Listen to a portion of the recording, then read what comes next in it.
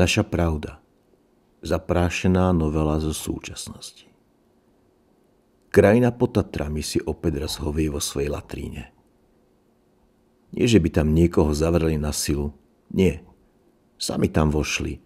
Sami si sadli a ešte si zasvietili svetelko Facebooku, aby bolo dobre vidieť, ako sa im krivda parí z čela. Vraj národ hrdý, pracovitý, pokojný. Ale kdeže? Keď sa rozloží ten pokoj, smrdí to ako dobrý, starý slovenský hnev.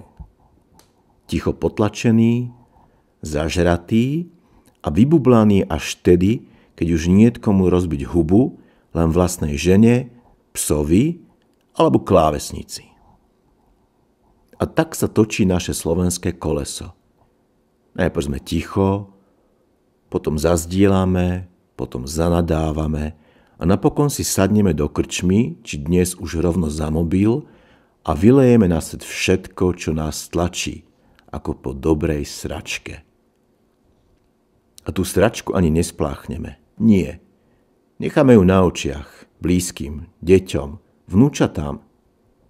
Veď na čo učiť myslieť, keď ich môžeme naučiť nenávidieť? Sused na Ukrajine horí, ale to je za humnom. Veď čo my s tým? Nech si to tam vybavia sami. Sprostá Slovač, vždy bola a vždy bude. Na pánov bude robiť so sklonenou hlavou. A doma si bude svoje plevy od zrna triediť, lebo ešte verí, že tie plevy jej niekto kúpi za dobrú cenu. A tí, čo vládnu? Hrajú sa na spásu národa.